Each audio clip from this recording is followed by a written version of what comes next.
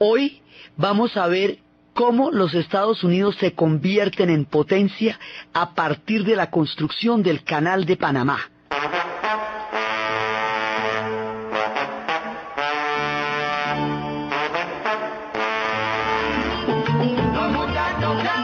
La vez pasada estábamos empezando a ver cómo era el tema de la construcción del Canal de Panamá.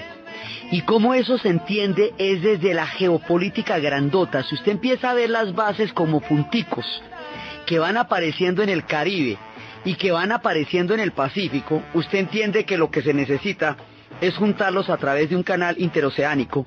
Y si tenemos en cuenta que la Armada, como manifiesto de una intención de potencia, ha sido el proyecto de Manhattan, y cómo de esa manera Teodoro Roosevelt lo va a seguir, entiende que esto iba a pasar sí o sí.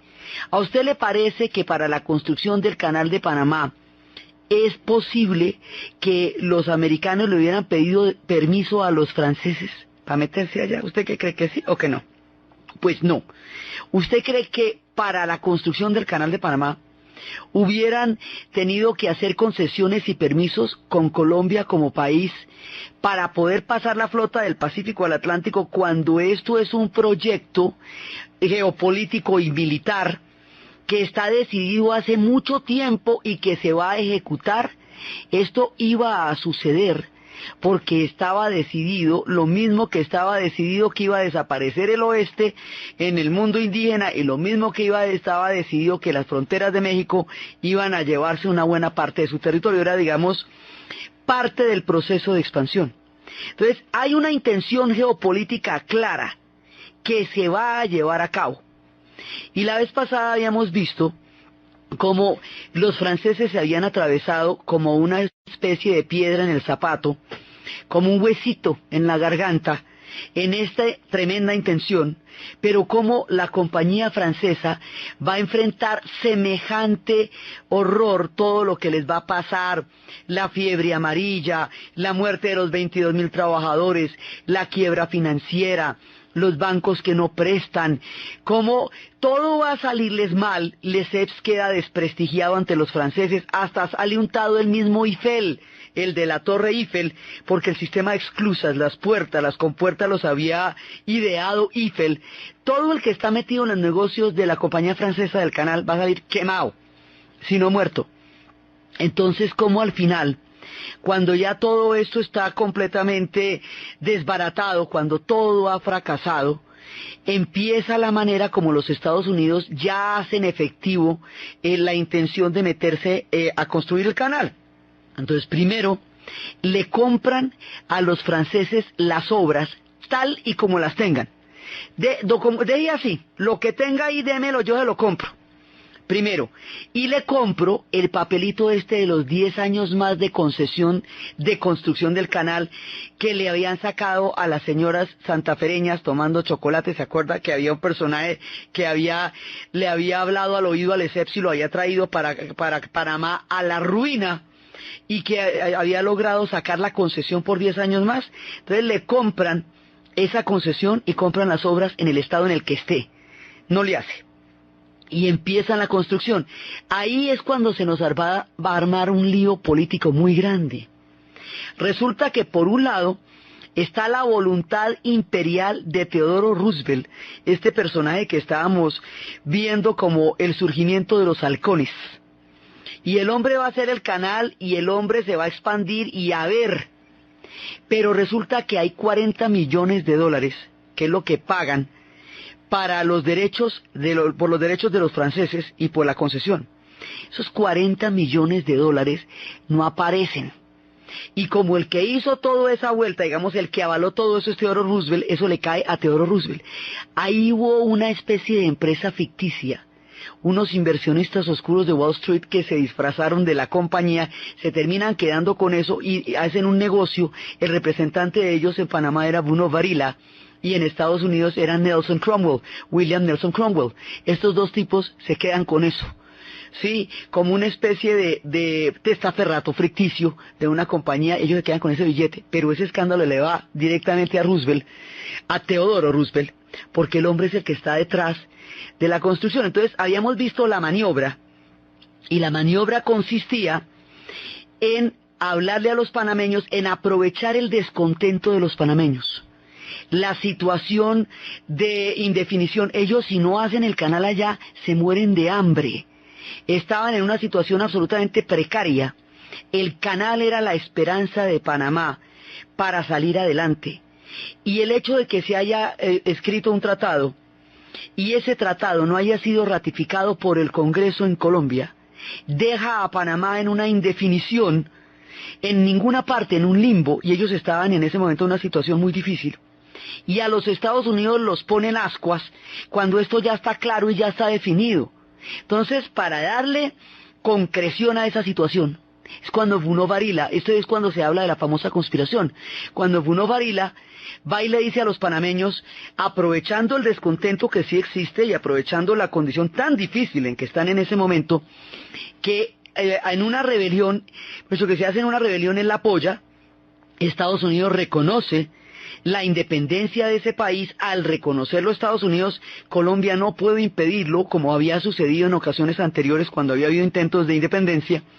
Inmediatamente Estados Unidos lo reconoce y ellos le dan a Estados Unidos la concesión para hacer el canal. A ver, ¿cómo ve la vuelta? Entonces, efectivamente coincide los intereses que en ese momento estaban haciendo los americanos para entrar ya en posesión completa del canal, con la situación que tenían los panameños de indefinición, con el momento en que en Colombia no se estaba dimensionando el tamaño de lo que significaba el canal de Panamá. Eso ya lo tenían claro los europeos. Después del canal del Suez, ya quedaba claro que el siguiente era Panamá. Pero aquí todavía no había una conciencia clara de el peso geopolítico que tenía el tema. Entonces la manera es como hacen un golpe de mano. Por eso se habla de la conspiración. Y hay tanta especulación sobre ese tema, porque se junta el hambre con la gana de comer. La situación desesperada de los panameños, con los intereses claros de Estados Unidos de tener un control total sobre el canal. Entonces, para eso, le presentan un tratado ya hecho, y ese tratado compromete severísimamente la soberanía de Panamá. Bruno Varila le dice, fírmeme esto, deme poderes plenipotenciarios, poderes totales, y yo negocio y hacemos, pero fírmeme aquí ya. Entonces cuando lo firman ya, pues en el momento en que los panameños se pellizcan y dicen negociemos, ya que eso ya está, si no me lo das cogido lo tengo ahí. Entonces en ese momento ellos sí efectivamente se independizan, pero quedan comprometidos hasta los huesos con la construcción del canal. Eso queda, digamos, completamente empeñado en mucha medida, por un lado. Entonces ya entran en la construcción misma del canal, y esto sucede en un lapso como de 3 días. A Teodoro Roosevelt se le va a armar un lío por esto, porque después hay sectores que dicen, un momentico, ¿cómo fue la maniobra que ustedes hicieron en Panamá, que incentivaron una rebelión, que montaron ahí una película? ¿Cómo así? ¿Y dónde es el billete? Y empiezan a perseguir a Teodoro Roosevelt, y el único tipo que podía ser más bravo que Teodoro Roosevelt, que era más tremendo que Teodoro Roosevelt, era Pulitzer. ¿Se acuerdan cómo vimos que era Pulitzer de tremendísimo? Pues se la va a montar, y se la va a montar a Roosevelt, pero completamente. Entonces la manera es, ¿qué se hizo esa plata? ¿Usted por qué auspició eso? Y de ahí eso se le va a volver un cadáver en el closet que se lo sacan cada ratico. Teodoro Roosevelt se va a presentar en 2 elecciones consecutivas, lo van a reelegir, y luego viene el tercer periodo, que es cuando va a ganar Taft, un republicano. Pero cuando se presenta a las elecciones del tercer periodo, en ese momento a Teodoro Roosevelt le sacan este escándalo, y el hombre no logra salir adelante del escándalo, y Pulitzer lo persigue y lo persigue y lo persigue, y él le va a montar una demanda a Pulitzer.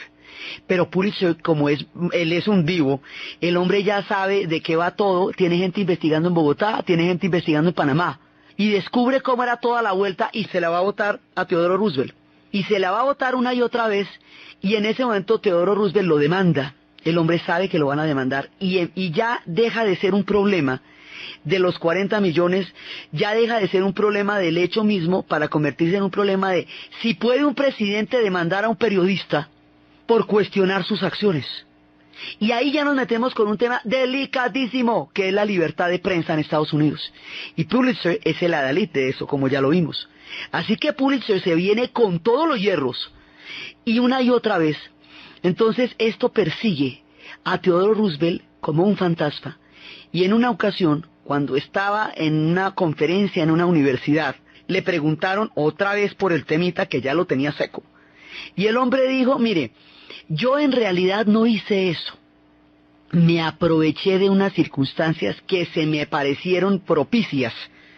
Y digamos, me monté como en la historia, pero yo no fui el que la generó. O sea, todo este tema de Bruno Varila y todo eso, y Nelson Wilson, todo eso lo habían hecho ellos. Roosevelt lo que hizo fue partir, Teodoro parte la papaya, ¿me entiendes? O sea, se la pusieron y el hombre la partió, así. Pero él no fue el que la generó. Para querer decir esto, para querer manifestar que él lo que hizo fue tomar ventaja de una situación dada que él no generó, pero que le resultaba favorable, le salió la siguiente frasecita. Yo tomé la oportunidad, ¿no? Took es en un sentido de tomar, no solamente de agarrar, sino como de aprovechar también un chance, ¿no? Yo tomé la oportunidad de hacer ese canal, pero no lo dijo así. El tipo dijo, I took Panamá. Y ahí se le vino todo, o sea, yo me tomé a Panamá. Y eso se volvió un escándalo de prensa, desde el debate por la libertad de prensa en los Estados Unidos, desde el enfrentamiento con Pulitzer, hasta la obra del TPB, que vimos durante generaciones, I took Panamá. Y quedó como una frase acuñada de un poder imperial. Eso fue, digamos, y esto le va a complicar la vida hasta que lo hunde políticamente. Por eso el día que finalmente se inaugura el canal, cuando se hace el primer viaje, el hombre no está invitado, porque ya ha sucumbido al escándalo político que le supuso el haberse agarrado con Pulitzer por el derecho que tiene un periodista a cuestionar a un presidente, sea cual sea, digamos, su dignidad histórica, por los cargos y por las acciones que hace frente a su pueblo.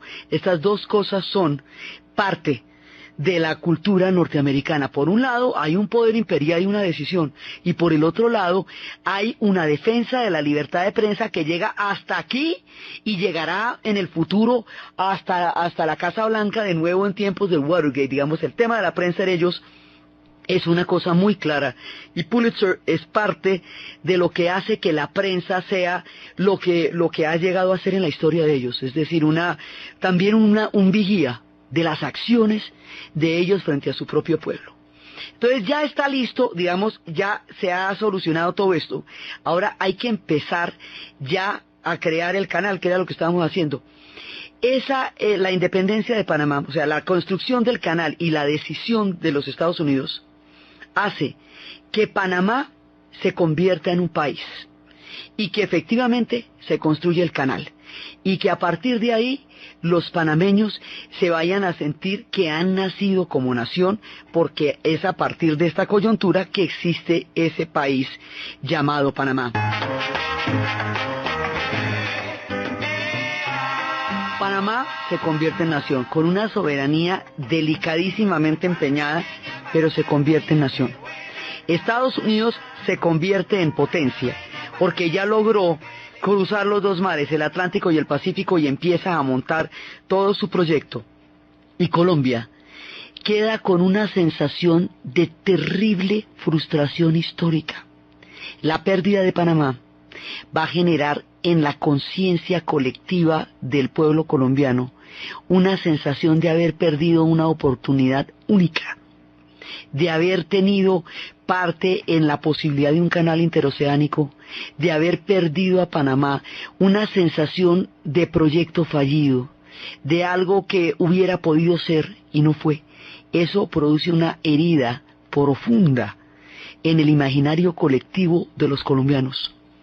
Y por eso la historia de Panamá se siente como una amputación, como una pérdida, como un dolor muy grande. 30 años de paz vendrán después de eso, la gente queda atónita. Entonces, este mismo hecho es visto de una manera totalmente distinta según usted donde se pare. Si usted viene de los Estados Unidos, esto era lo que faltaba para convertirse en potencia. Y eso es lo que los proyecta a ellos en el escenario internacional. Si usted está desde el punto de vista panameño, era lo que ellos necesitaban porque su situación en ese momento era realmente grave. Colombia no parecía ofrecer una solución, al contrario, parecía estar bloqueando soluciones para Panamá.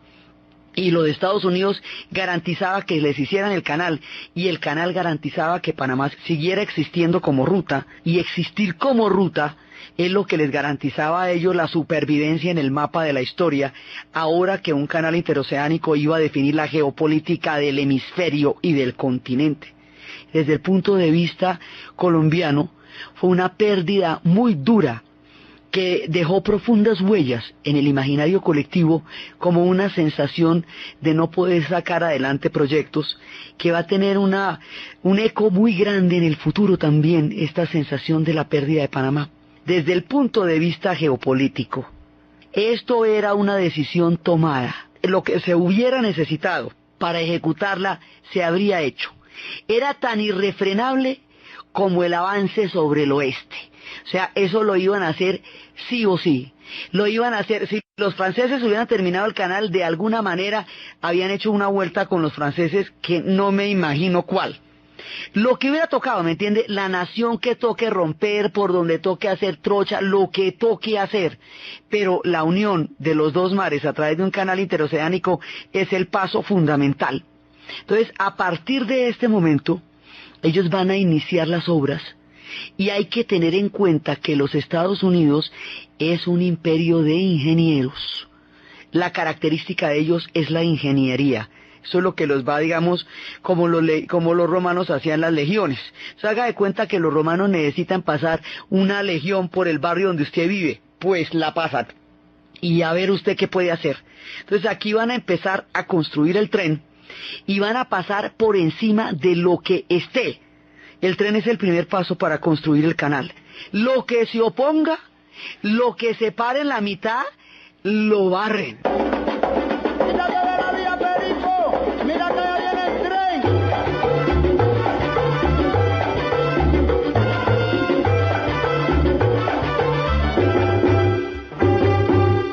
Así que va a pasar el tren y después del tren el canal. Y toca quitarse de la vía porque así pasó con los indios y con los mexicanos, así pasó. Entonces, ¿qué pasa con esta coyuntura? Ahora reciben la obra de los franceses. La obra de los franceses era una cosa monumental, era una historia de un magnífico fracaso. Una de esas historias que le hubiera fascinado a Herzog, porque era una historia de amor y dolor que terminaba en una inmensa tristeza, pero que envolvía un gran heroísmo. Ellos ya tenían la idea de las esclusas, ya tenían la idea de las puertas, pero todo les salió mal, las inversiones y la fiebre amarilla. Entonces ahora los americanos parten de donde los franceses dejaron la cosa y arrancan. Y estábamos viendo la vez pasada cómo empiezan a enfrentar la fiebre amarilla. Como Finlay, el médico cubano, había escrito un artículo acerca de la transmisión por medio de un mosco de la fiebre amarilla, pero no le dan parabolas, sino hasta cuando llega la guerra de independencia de Cuba con España, que se van a enfrentar por primera vez a la fiebre amarilla en territorio cubano. Ahora empiezan a ver, primero como no sabíamos cómo se transmitía, y al principio por eso se hizo la prueba de los médicos que dormían con la ropa infectada a ver si era eso, y después ven que el agente transmisor es un mosquito. Los franceses en los hospitales tenían matas lindas de colores hermosos para que los hospitales tuvieran un bonito ambiente. Esas matas eran criaderos de moscos, ellos no solo lo sabían, donde se reproducía la fiebre amarilla, por eso los pacientes llegaban con una pata rota y salían con fiebre amarilla. Y la fiebre amarilla se vuelve el terror de todos. Entonces cuando ya encuentran que el agente transmisor es un mosquito, lo pueden aislar. En ese momento Georgas, que era el médico que habíamos hablado la vez pasada, fumiga todo. Todo es todo, y suprime todos los pocitos de agua, el vasito de agua lo bota todo el día, tanto que llega al extremo de pedir que diariamente cambien el agua de la pila bautismal de las iglesias. No va y se haga un mosquito ahí y lleve la fiebre amarilla. Después de que fumigan absolutamente todo, hasta la biosfera, hasta la atmósfera, todo lo fumigan. Ahí vencen la fiebre amarilla, porque no se podía hacer una obra, no importaba cuánto fuera lo que se había decidido hacer, si no lograban combatir la fiebre amarilla, primero. Segundo, hay un desnivel en el terreno muy grande, entonces, que es el monte de la Culebrilla, porque el canal del Suez es plano, y es en el desierto, estos son la montaña. Entonces destazan la montaña simplemente así, la rebanan como si fuera un queso para aplanar el terreno. Y así pueden nivelar. Como hay diferentes alturas entre las aguas, se inventan el sistema de esclusas que ya lo tenían los franceses, ellos lo perfeccionan, los americanos lo perfeccionan y le van a meter acero, y el acero lo produce Pittsburgh, y Pittsburgh es la capital del acero, así que aquí hay recursos ilimitados. La diferencia entre la compañía francesa y los norteamericanos es que la compañía francesa era una compañía privada que necesitaba financiarse y tenía fines comerciales. Esto es un proyecto de Estado con fines militares que tiene todos los recursos que hagan falta. No hay límites, y de ahí en adelante la fuerza ilimitada de los recursos será una de las características con las cuales ellos participen tanto en los proyectos como en las guerras, y hace que puedan continuar mucho tiempo detrás de un proyecto, lo que toque. Entonces el acero viene de Pittsburgh, ya empiezan a organizar todas las obras, y empiezan a hacer una obra que va a ser una de las más grandes obras que se haya construido. El canal de Panamá les va a quedar para la eternidad, digamos, es una cosa impresionante lo que es el canal, la manera como suben las aguas. El lago Gatún está en la mitad, era el cerro de la Culebrilla, era el lago Gatún, y era el nivel del terreno. Entonces ahora aprovechan el lago y hacen una represa, destazan el cerro, y hacen un sistema en el cual se llena una esclusa para que el barco pase, luego se desocupa y pasa a la siguiente, luego se desocupa y pasa a la siguiente. Así es que funciona. Entonces están por un lado en Ciudad de Panamá y las otras esclusas están en Colón, y ahí está el Atlántico y ahí está el Pacífico. Los barcos duraban 9 horas pasando, y así es que logran comunicar los dos océanos en una obra de ingeniería absolutamente colosal, de las más grandes. Por eso les digo, esta gente es ingenieros, son ingenieros. Esa es la característica de la manera como ellos van a hacer su presencia en este nuevo contexto del mundo. Cuando se hace el canal llega muchísima gente a trabajar. Entonces, por un lado, es lo heroico del canal, lo fastuoso y lo impresionante del prodigio de ingeniería que hicieron los americanos, lo brillante que había sido el planteamiento de los franceses, pero que había quedado en mitad de camino por todo lo que les había pasado, cómo esto proyecta a los Estados Unidos como potencia, cómo se conquista la batalla contra la fiebre amarilla. Existe en Ciudad de Panamá un monumento maravilloso al equipo de médicos que empeñó toda su vida y su fuerza para derrotar la fiebre amarilla, y hoy por hoy, para viajar a muchas partes, se necesita la vacuna de la fiebre amarilla. Eso de todas maneras es una cosa que siempre hay que tener en cuenta. Entonces, logran hacer todas estas cosas, montan el supercanal, deciden la suerte de toda Centroamérica, porque de ahí para adelante todas esas tierras van a ser de las compañías bananeras, de la United Fruit Company. Centroamérica queda totalmente interferida por esta decisión histórica del canal. Ellos se convierten en potencia, y con la llegada del canal va a llegar muchísima mano de obra de todas partes. Una gran cantidad de mano de obra va a llegar de Jamaica. Miles de jamaiquinos van a llegar a trabajar con sus manos y con su fe en la construcción del canal de Panamá. Down the way where the nights are gay and the sun shines daily on the mountain top, I took a trip on a sailing ship, and when I reached Jamaica, I made a stop. Un empuje muy grande, los jamaiquinos van en grandes y grandes cantidades, van a sufrir, van a construir el canal, pero aquí va a pasar una cosa muy complicada.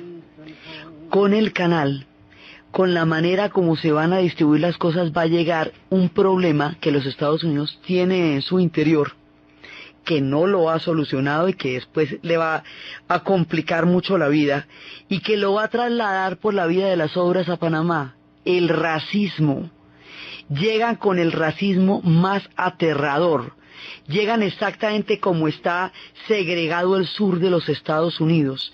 Llegan con esta concepción de separación y de discriminación a todos los pueblos de raza negra. Llega todo el horror de la segregación del sur de los Estados Unidos. Esto es que estábamos escuchando es Billie Holiday, los frutos extraños, que son los linchamientos, las comunidades negras linchadas en los árboles en el sur. Llega toda esta, digamos, todo este odio racial. Y es un elemento que Panamá nunca había conocido. Eso no formaba parte. Panamá, como todos nosotros, es un pueblo mestizo. Y en la medida en que era un pueblo mestizo, estas cosas ya no pasaban.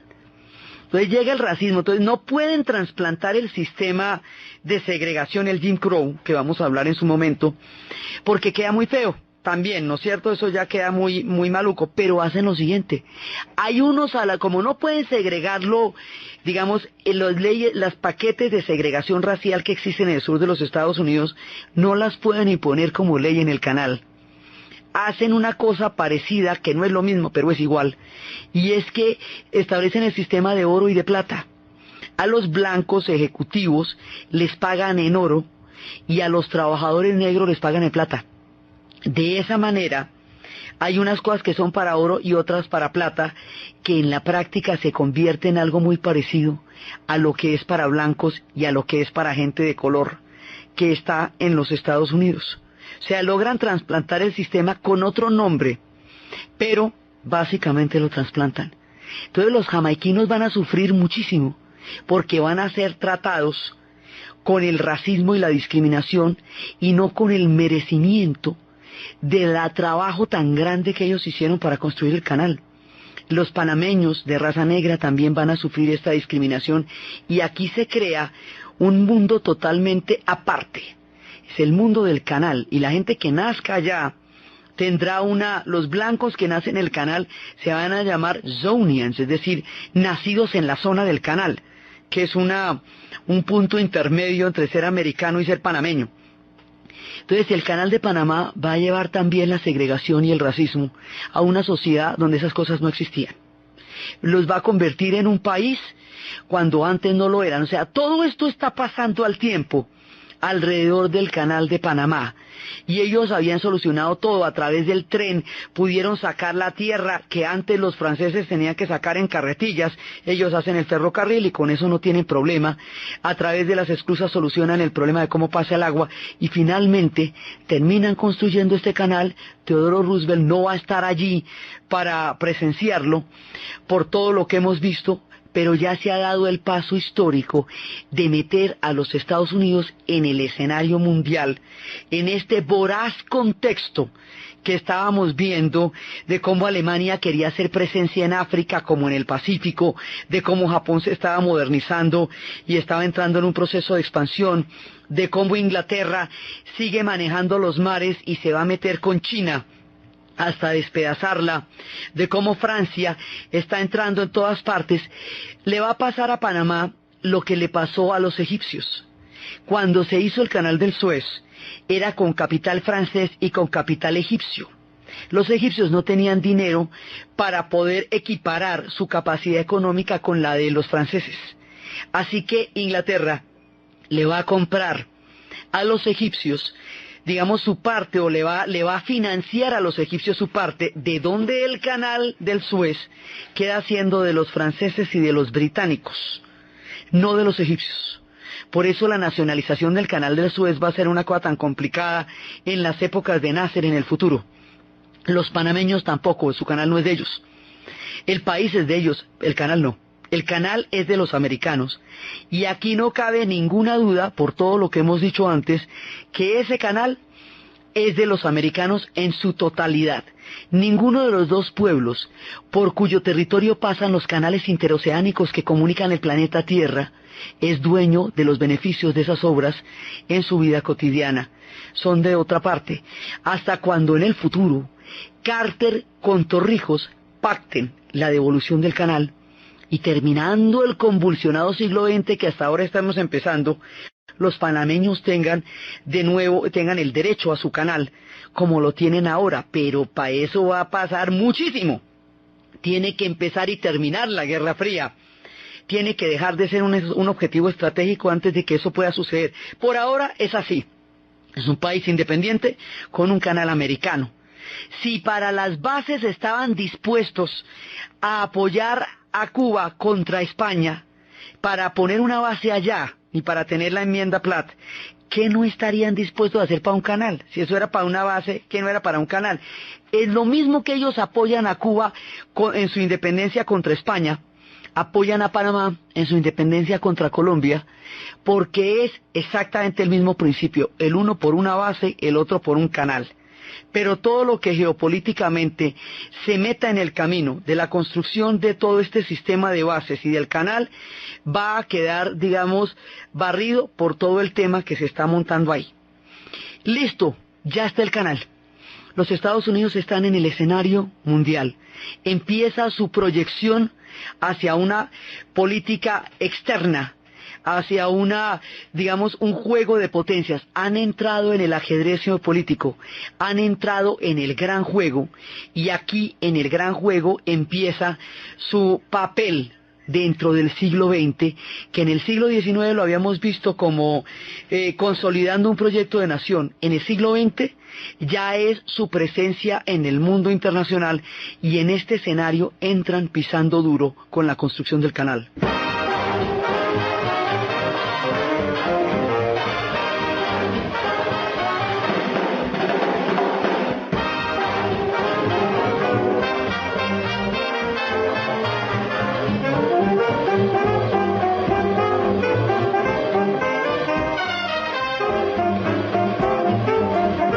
Mientras tanto, en el país de Estados Unidos, ya trazando las fronteras internacionales, se acabó la frontera, ya no hay más para dónde extenderse.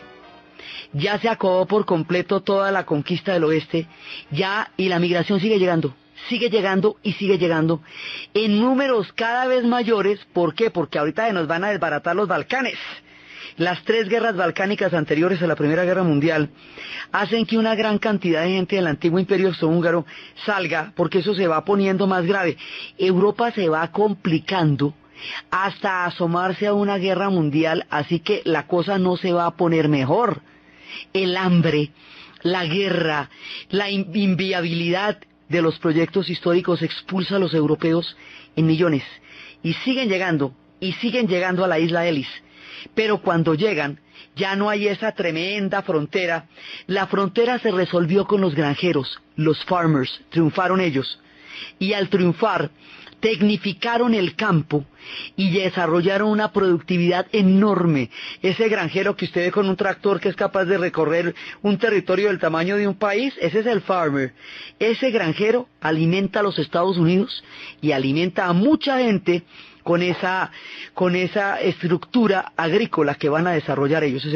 La frontera del oeste se va a volver una frontera agrícola, y esa frontera agrícola va a ser fundamental en el tema de los alimentos de este proyecto, por un lado. Pero siguen llegando los europeos. ¿Dónde los van a meter? Ya no hay en dónde, se satura. Ya hay un momento en que los espacios empiezan a restringirse. Entonces los europeos van a empezar a formar pequeños barrios. La pequeña Italia, Little Italy, la pequeña Polonia, guetos, pequeños espacios donde van a convivir todos los paisanos en un mundo que ya se está volviendo caótico y se está volviendo hostil, porque ya no es la tierra de todas las oportunidades, porque la cosa está mucho más complicada. Esos guetos van a formar maneras de defenderse de un medio muy hostil. En uno de esos guetos es donde iría Vito Andolino, según la narración de Mario Puzo, que después se llamaría por la aldea donde vino Michael Corleone, y que empieza siendo un hombre que defiende a sus paisanos de la agresión de un medio que les es duro y que les es difícil, digamos, van originándose eso, y empieza a crearse una situación en Estados Unidos. Cada vez que una migración llega, se asienta, se consolida, va a discriminar a la siguiente oleada de inmigrantes que lleguen, se sienten ya dueños de un territorio y sienten que los demás invaden, cuando ellos mismos también llegaron en las mismas condiciones. Los irlandeses siguen llegando, pero ya había unos irlandeses que habían llegado al principio, algunos de ellos protestantes, y consideran que los irlandeses que acaban de llegar de los barcos son unos invasores y se enfrentan con ellos. Ese es el contexto de la película de Pandillas de Nueva York. Y por eso es que vemos a Daniel Day-Lewis con Cameron Díaz y con Leonardo DiCaprio dándose durísimo con hachas y machetes por el control de las calles de Nueva York. Esto se está volviendo complicado, se forman pandillas, las ciudades se hacen cada vez más caóticas, se va industrializando el mundo, esta sociedad se industrializa y empiezan a aparecer por un lado los granjeros en el oeste y por el otro lado las grandes ciudades. Empiezan a formarse las gigantescas urbes que van a caracterizar a esta sociedad. Se forman las urbes a través del concreto, van subiendo y subiendo los pisos, se van definiendo las migraciones y cada migración discrimina a la que viene. Los italianos, como llegan sin papeles, se les dice WOP, without papers, WOP, y esa es una manera de discriminarlos. A todo el mundo le van a poner una sigla, a las comunidades negras les dicen nigger, que era la manera más terrible y peyorativa de llamarlos. A todo el mundo le van a poner un mote para segregarlo. En el futuro a nosotros nos van a decir speaks, por la fonética de nuestro idioma. Así se crean, digamos, los mecanismos de segregación también se van complicando a medida que se van haciendo grandes las ciudades. Y todo esto está pasando en una sociedad que se hace cada vez más compleja, sobre las ruinas de una ciudad que va a quedar completamente incendiada, que va a recibir un incendio, porque son inseguras las ciudades, hay incendios, se están, digamos, los mecanismos para crear las grandes ciudades hasta ahora se están inventando. Entonces, en un momento dado hay grandes incendios. Hay una ciudad que después de quedar arrasada por un voraz incendio, cuando se reconstruya sobre las bases del concreto y del acero, se va a convertir en una ciudad arquetípica de un imperio de ingenieros, una de las ciudades más prodigiosas a nivel de obra de ingeniería, Chicago. Todos los inventos que habíamos visto de los sanitarios, los inventos de los ascensores, la manera como se va a manejar el concreto, va a hacer posible el surgimiento de los rascacielos. Y los rascacielos van a caracterizar la entrada de los Estados Unidos en el siglo XX. Es la manera como urbanamente se van a relacionar con el nuevo siglo, a través de los gigantescos rascacielos, tanto en la ciudad de Chicago como en la ciudad de Nueva York, en la isla de Manhattan. Después quedarán barridas las pandillas, los tiempos de las rivalidades por las calles, y como decían en Pandillas de Nueva York, cuando se ven los rascacielos que harían de esa ciudad la capital del mundo en el futuro, queda como si no hubiéramos pasado nunca por aquí. Todas esas historias de migrantes, mientras dan paso al surgimiento de las grandes ciudades. Entonces aquí, ya con la obra de ingeniería que hemos visto, empiezan a formarse estas megalópolis gigantescas. Entonces, por un lado, es un contexto granjero gigantesco, una despensa enorme, y por el otro lado son las grandes ciudades, las enormes capitales financieras. Por el otro lado es la expansión geopolítica, una manera de hacer presencia en el mundo pisando duro y tratando de igualar las condiciones que tiene Europa. Ahora, en Europa no se puede construir nada, porque por ahí pasó Napoleón, eso era de Julio César. O sea, Europa es muy antigua y conserva todo el bagaje de su historia. Estados Unidos es reciente. Todo lo que están haciendo, se está haciendo por primera vez. Eso le va a dar ese carácter novedoso, innovador, que es un pueblo más enfocado hacia la visión de futuro que hacia la tradición o hacia un mundo ancestral.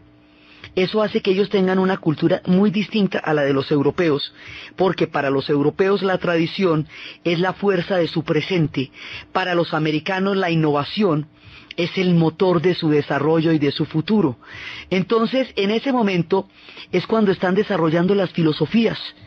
Ahí cuando, por otro lado, los grandes tiburones empiezan a hacer unos monopolios completamente inescrupulosos.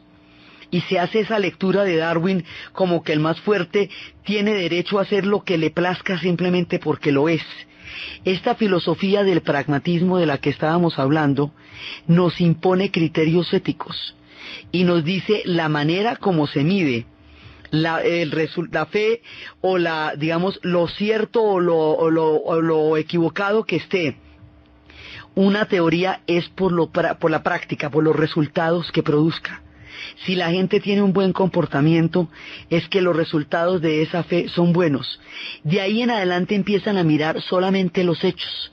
Esto los hace muy dinámicos, les da un criterio ético particular, y es que los resultados sean armoniosos o buenos. Critican en esa medida la evolución como una oda al más fuerte, y dicen no, tiene que haber una ética, porque si usted a partir de esa teoría desarrolla una manera de imponer sobre los demás, así los resultados no son buenos. Además, la teoría de la evolución para ellos va a ser gravísima, porque si Dios no tiene plan, sino que el azar es el que se determina, entonces ¿dónde está el destino manifiesto y la voluntad divina que hacía que ellos pudieran desarrollar su nación como mejor pensaran, porque estaban con el Señor? O sea, hay todo un pensamiento que va a dar algo específico de lo que son ellos, y que los va a hacer diferentes a Europa y los va a hacer diferentes a los otros pueblos, que se consolida en esta parte del siglo XX. La innovación, la bienvenida a las ideas. Ellos empiezan a creer que no hay dogmas, que todas las cosas se pueden cambiar, que a medida que la ciencia avanza todo se hace más relativo. Empiezan los astrónomos, estudian las estrellas, y a partir de estudiar las estrellas se dan cuenta que una misma estrella puede ser vista desde muchos puntos y se puede proyectar de una manera diferente, que tienen la forma como de un sombrerito, que la interpretación tiene unos márgenes de error muy grandes, y a partir de esos márgenes de error, llevando esta ley a la aplicación de la vida práctica, descubren la estadística. Entonces la estadística en realidad se trata de manejar los márgenes de error. ¿Qué porcentaje de un universo dado se comporta de tal manera y cuál no? La estadística se empieza a convertir en una ciencia de aplicación práctica a partir de la observación de las estrellas. El pragmatismo nos lleva a evaluar las cosas solamente por sus resultados. Se les critica que desconozcan los contextos cósmicos, y en el futuro, cuando se enfrenten a pueblos como los de Vietnam, pueblos ancestrales con una cosmogonía gigantesca, no los van a entender, porque desde los resultados prácticos no pueden imaginar las grandes cosmovisiones que manejan otras civilizaciones.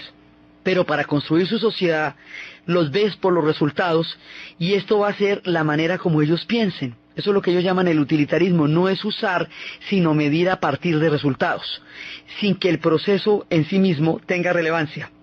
Esto va a hacer que las nuevas ideas tengan muchísima acogida en los Estados Unidos, porque al no tener dogmas, al relativizar las verdades eternas, no pretenderán como los europeos construir grandes sistemas filosóficos, sino adaptarse a los cambios. La naturaleza de su desarrollo histórico han sido las transformaciones. Están cambiando permanentemente. Y eso hace que estén absorbiendo nuevas ideas. Por eso cuando llegue el psicoanálisis, bienvenido será en Estados Unidos, mientras que en Europa el psicoanálisis va a producir un cataclismo cultural gigantesco en el momento en que el Freud plantea que el hombre no es enteramente libre, sino que es manejado por las fuerzas oscuras del inconsciente. Eso a los europeos les aterra. A los americanos les parece posible, echemos aquí a Freud también. Entonces se vuelven captadores de nuevas ideas y se vuelven gestores de grandes ciudades, y una cantidad de dinámicas se están moviendo simultáneamente dentro y fuera de este proyecto, que lo está montando ya de lleno en el siglo XX. Va a haber muchísimas confrontaciones a nivel laboral. Van a empezar a surgir también los sindicatos y las grandes confrontaciones, y una sociedad muy dinámica está ebulliendo en esta parte del siglo donde ellos despegan hacia el mundo del futuro, que es el mundo del siglo XX para ellos y que es la mezcla de todos estos elementos, del canal, de la mentalidad de las urbes, de las ciudades, de las migraciones, de las transformaciones. Todo esto nos va moldeando el carácter de la presencia de los Estados Unidos en el siglo XX y en el escenario mundial. De aquí para adelante vamos a construir cómo van a pasar los tiempos de los enfrentamientos en los inmigrantes, los tiempos de las reformas laborales, los tiempos de la prohibición del alcohol, de la Primera Guerra, todo lo que es de lleno la entrada de los Estados Unidos en el siglo XX.